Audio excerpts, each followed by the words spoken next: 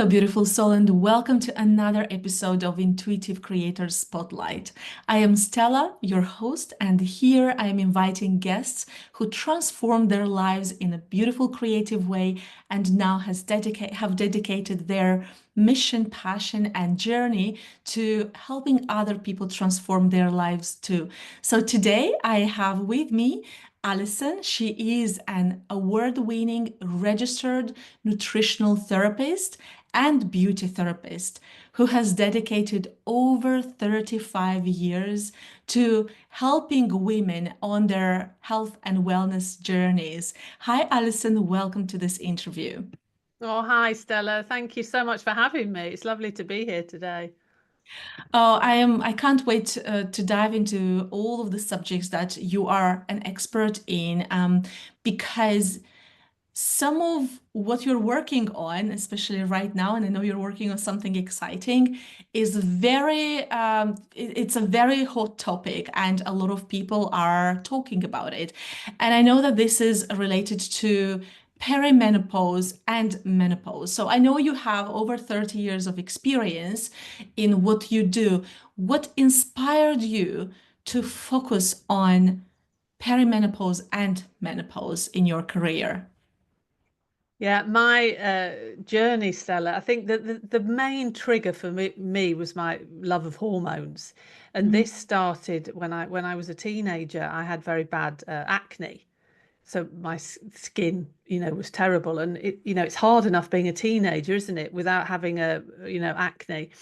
And even at that young age, I wanted to know what was going on. So I started reading and looking for things, and I found out a lot about hormones, and that kind of triggered that interest in hormones and, what is going on with my skin. I made some adjustments to what I was eating, what I could do as a teenager, and saw a huge difference in my skin. And that led me to training to be an esthetician, a beauty therapist, because I was very interested in the skin and hormones. Long story short, I very soon came to realize that you needed the inside piece as well. Aesthetic treatments are fantastic, but you need that inside piece of, what you're actually eating has a huge effect on how you feel. So I went back to university, studied to nutritional science. In answer to your question about perimenopause and menopause, the hormone thing really intrigued me. And I also remember vividly my mother and all her friends that were at that perimenopause, menopausal age, really suffering. And, this was many, many years ago now. We are talking about menopause now, but I was talking about menopause before, before anybody else was.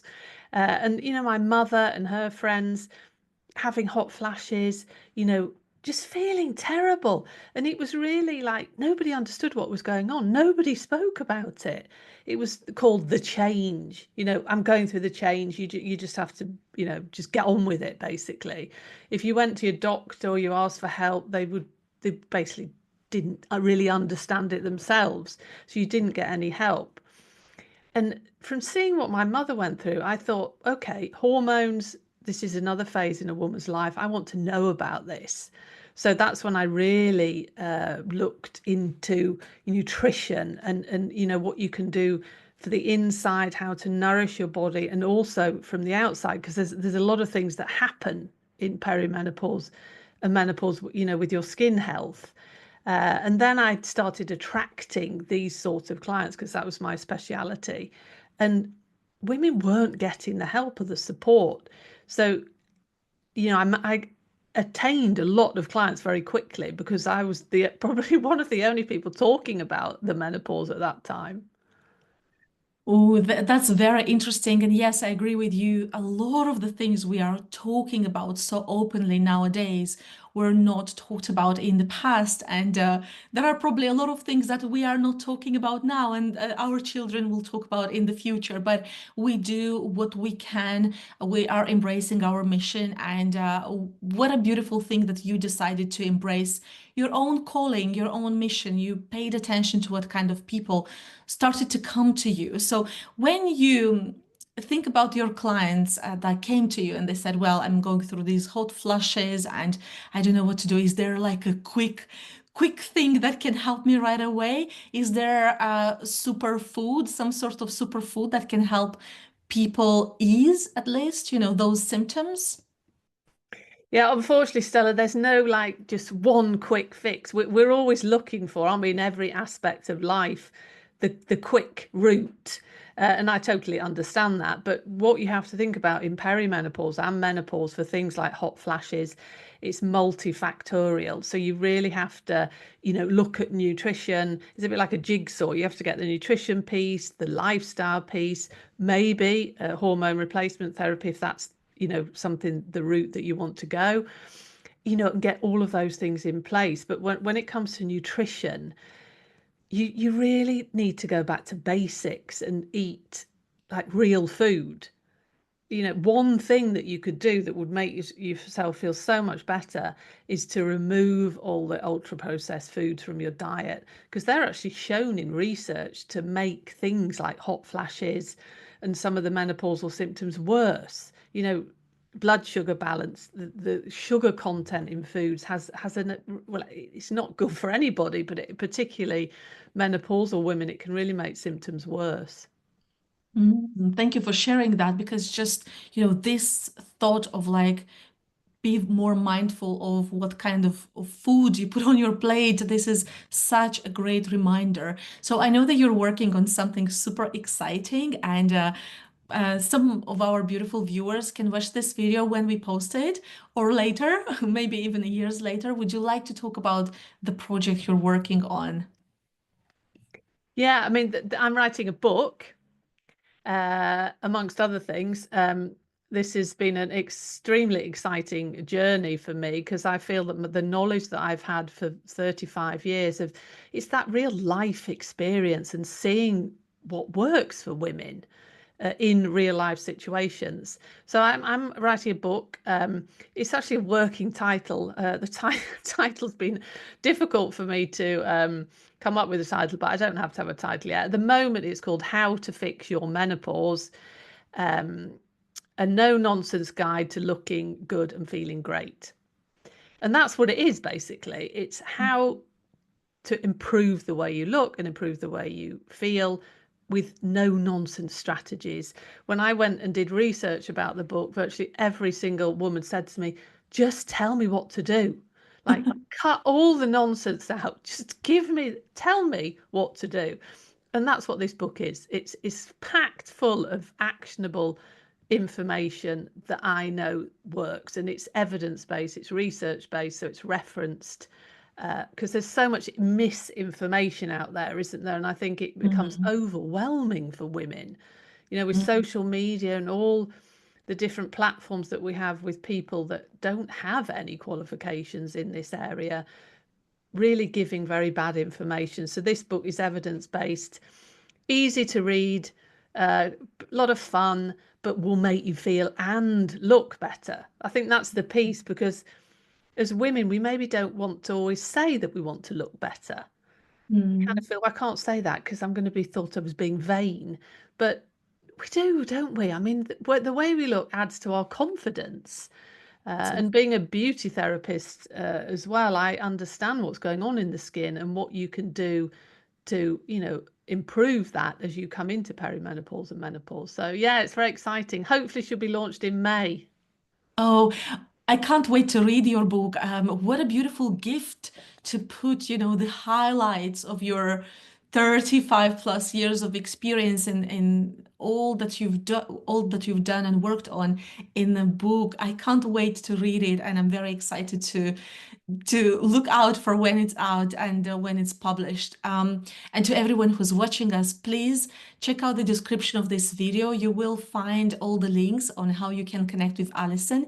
And at that point, you might even find her book published or more books, you never know, or other projects that she's working on. So if you were to think about the most misunderstood aspects about menopause and midlife health for women, what would you say those are? Yeah, misunderstood. One of them I say is weight gain is inevitable.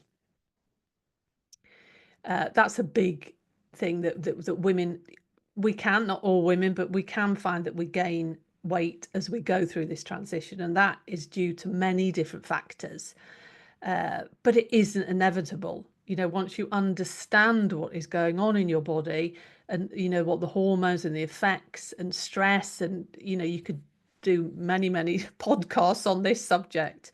There's something you can do about it. So it really isn't inevitable. It's having the knowledge and understanding why that happens, and what you can do. So that is a myth that I think is good for women to hear, because a lot of the time I hear that, oh, particularly around the tummy area, you can put weight on. And they say, oh, this is just midlife or menopause, there's nothing I can do about it. That is not true. There is many things that you can do. Mm. The second myth, I would say, is that what you eat doesn't have an effect on your hormones. What we eat and what we do in our lifestyle has a huge effect on our hormones. There's many things in foods and in our environment that we call endocrine disruptors, and these have an effect on our hormone levels. And there again is so many things that you can do to mitigate that by thinking about what you eat and how you live your lifestyle. I mean, just one example is plastics. Mm. They have an effect on our hormones. They contain chemicals that disrupt the endocrine system. So something as simple as just thinking about what you store your food in the fridge. Don't have your food in plastic containers because it seeps into the food. Store them in glass containers, for example, or ceramic containers. There's so many things, in that subject, but there absolutely, what you do, what you eat has an effect on your hormones. Mm. Thank you for bringing that into everybody's awareness, because yeah, we all like we may think, yes, we know plastic is bad or whatever, but then it's so easy to buy those containers from the store that are made of plastic. Um, and then the first myth that you mentioned about it's inevitable to gain weight, I think this is such a powerful one to address, because along with that, we also like program our mind and body that it's something to be expected. And then if we program our mind that it's to be expected, then it's like we are creating a reality that we are consciously stepping into. And I just love just the simple examples that you shared with us here on how to start to become more aware of how you live your life, what's in your home, what's in your fridge. And this is incredible. Is this some sort of information that you would, the kind of information that you would share in your 21 days program? Yes, my 21-day online group program. Yeah, 21-day reboot and reset. I so enjoy doing those programs. I did one that finished in December. Amazing group of women, and yes, we go through. It's 21 days of, you get all this information, and all the women feel so much better. It's a really fun program. But we do talk about hormones a lot, and we talk about Mm. what you can do to really balance and help your hormone levels, amongst other things. So who is the person who is attracted to this program, or who do you invite into your program? Well, it's open to everybody, but the actual, like, the women that I tend to get into the group are women that are 40 plus. Typical example of a woman is an exhausted, put a bit of weight on, just overwhelmed, doesn't know what to do, tried loads of other methods that haven't worked, and really just needs somebody to help them reset and reboot. A lot of women in perimenopause and menopause, but it tends to be women 40 plus, busy, stressed, overwhelmed, and don't know where to go. They're just desperate to find answers. Can you remember like one of the most interesting cases that you've had while working with someone, and then the changes that happened in their life? Yeah, great question, Stella. I think I've worked with so many amazing women. There's so many fantastic stories. I'm so privileged to have helped these women. One woman in particular that I think about a lot, and she still works with me now, that had such amazing results. And really, her story was when she came to me, she was exactly as we spoke, overwhelmed, exhausted, didn't know what to do. She was desperate because she was going through menopause. She was having hot flushes. She wasn't sleeping. She'd gained weight. She was actually losing a lot of hair as well, which was really stressful in itself for her. She just felt terrible, really. And she hated cooking. She basically just ate like packaged foods because she didn't like cooking. She didn't understand how to cook. She just hated it. Long story short, I took it really, really gradually with her, and we just started introducing some very easy meals, what I call one pan dinners.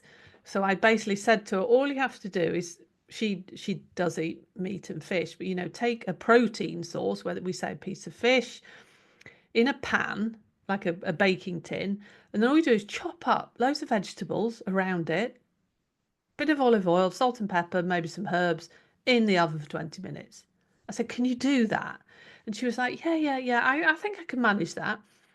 So I gave her all these one pan dinners, and she really embraced it and started doing it. And, this was what, 3, 4 years ago now. And now she's like an avid cook. You can't get her out of the kitchen, and she's like advanced into all these quite fancy meals. But the main thing about this story is, working on her nutrition, giving her the confidence that she was lacking in the kitchen, telling her about all these wonderful whole foods, making it easy. She saw a huge, huge change in her health quite rapidly. Removing all the junk, for a want of a better word. She had quite a lot of deficiencies. She was deficient in vitamin D, B vitamins. So we did quite a lot of testing on her. Hair started coming back. She had just had this new zest for life, full of energy. She said, I've never felt happier, because we don't always associate with what you eat affects Yeah. you emotionally, which it does. It really affects your mood and how you're feeling. And she's just an amazing woman, and she's thriving now. And I think I have so much respect for her because she kept it up. You can make changes, but keeping them and putting them in place, forever. It's a lifestyle change, isn't it? She really, really embraced this and is doing fantastically. Wow, this is a fascinating story and actually an example of we can start with really, really small steps. And like you said, I love that term of like one pan food. It's so easy to remember. And it's just you remember about like putting everything together and put it in the oven. And also it's like putting your intention into what you do there. Because I think I don't know if that's for everyone, but I know that when I cook, if I'm in a rush or I'm not in the best mood, I can tell like in the taste of the food as well, as opposed to if I take a moment, listen to some nice music, and then I start to cook, then even if I just put some vegetables together, it changes everything. And just these little things that we start to incorporate in our life, they do help a lot. And I think these reminders that you're sharing with us, they are so important because it's so easy to get into this, oh, I'm going to the store, there's like ready-made meal. I'm just gonna buy that. And I know, I mean, I know I'm talking about this because I know, because when I'm going to the supermarket, of course, it's so much easier, especially as we go through life, we become busy, we have kids, our kids grow up, so many responsibilities. Well, I don't have time to cook. And you just look for these ready-made meals. And so thank you so much for bringing this into our awareness. Now, what would you say about the role of our mindset in when it comes to all of these changes for women during this time of their life? Yeah, mindset is key actually, because in the Western world, menopause tends to have, not just menopause, it's as we age as women, it tends to have a lot of negativity attached to it. We live in a society, don't we, which is very, we need to be young, we need to be beautiful. Women tend to feel that pressure that they need to be like that, which isn't the case at all. But that pressure can really affect you, and mindset is key. And it's really understanding that it's a phase of life, menopause. And yes, it can make you feel terrible. I'm not saying that, but it's something that every single woman in the world will go through. Unfortunately, you can't avoid it. Not yet, anyway. I think I read something the other day about how they were trying to find something that you could do hormonally to avoid menopause, but that's something for the future. Mhm. It's a natural phase that our bodies go through. And one really interesting thing that research has shown, that women that live in different cultures, that where in the cultures where the older woman is looked up to, and when they've gone through menopause, that they're head of the village, they're very knowledgeable, people really look up to them and come to them for wisdom, do not suffer from menopausal symptoms like we do in the Western world. So there's a big thing there about mindset. Mhm. It's embracing it, and I appreciate that isn't easy, but I think it's trying to understand that rather than fighting against it, because you can obviously do things like we've spoken about with lifestyle and nutrition to make you feel better, but you can't fight against something. It's nature, isn't it? This is Mm.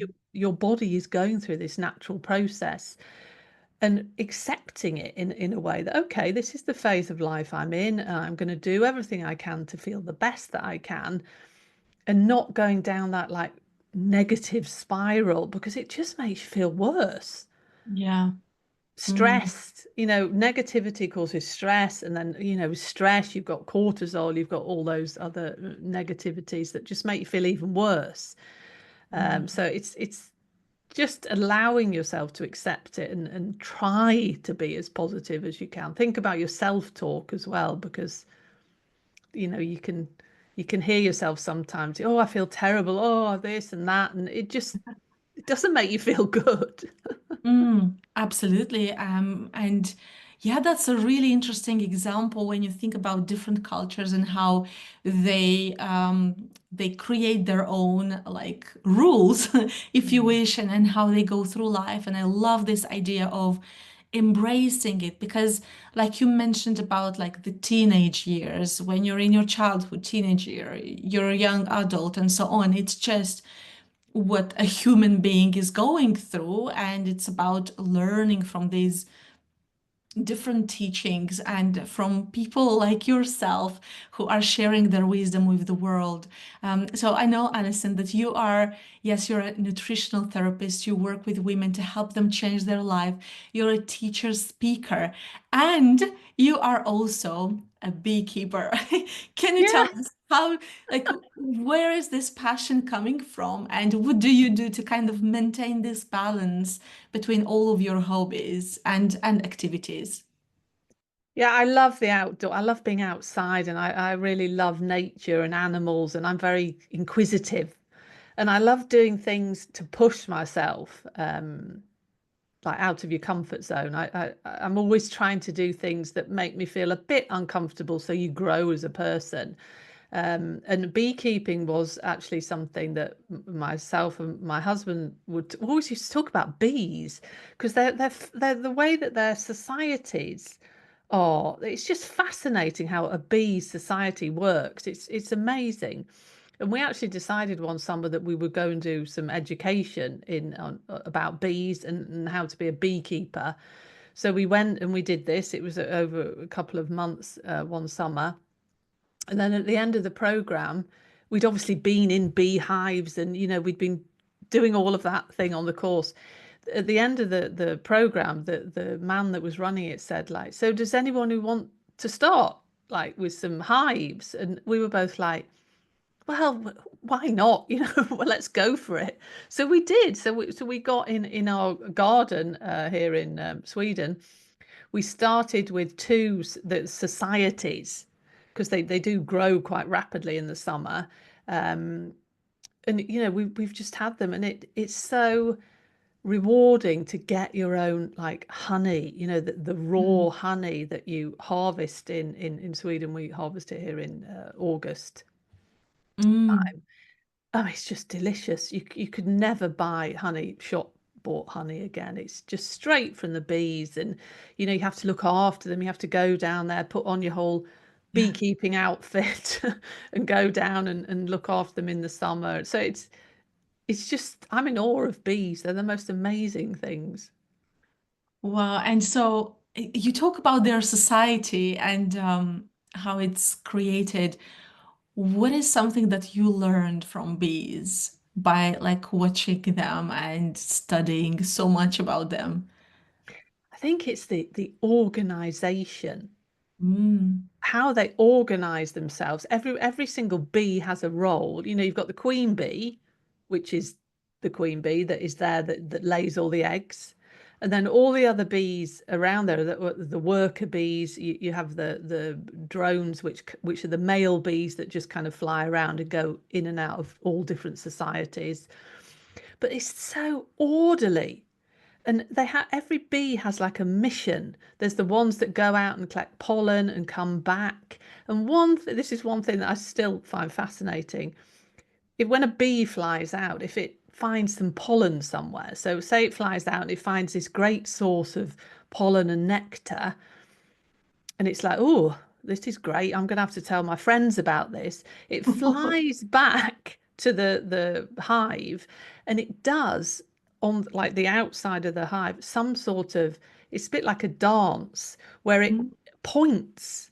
These bees obviously understand what's going on. It'll point to the area or give the other bees the direction of where this pollen is. So all these other bees will be like, okay, great, there's a good source. Let's fly there and get it. I mean, it's just fascinating. I think the structure of their societies and the way they work is just amazing.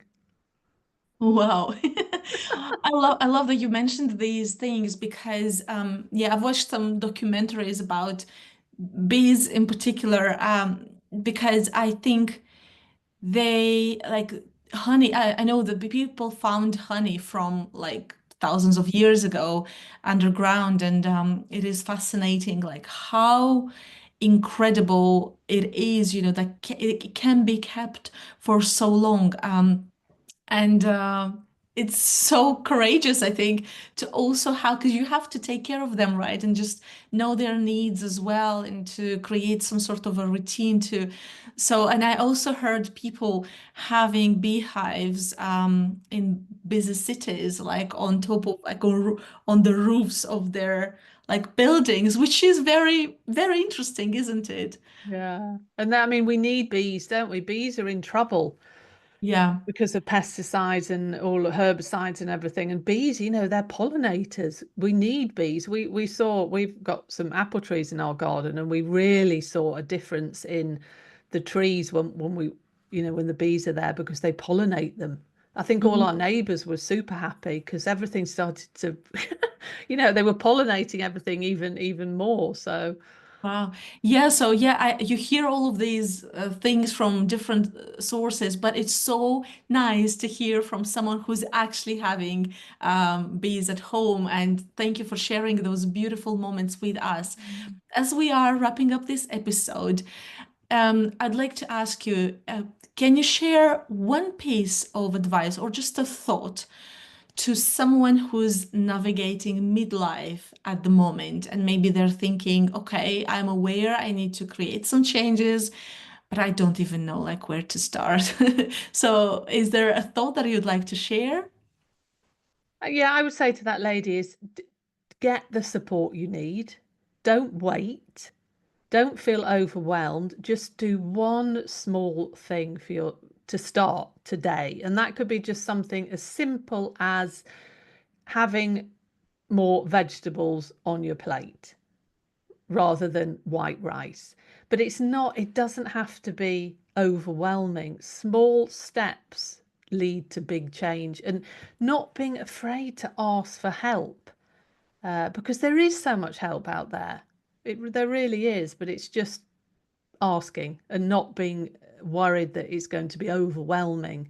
Small steps, realistic, easy things. That's what you need to think about doing daily. Thank you so much, Alison. I really appreciate your presence here and all the pieces of advice that you shared with us and your beautiful wisdom. To everyone who's watching us, if you're new to this channel, please take a moment to subscribe. Let us know your thoughts, like this episode, and connect with Alison. You'll find the description for this video with all the links of where you can connect with her and with myself. Thank you so much for watching, and I'll see you again next time. Take care. Bye.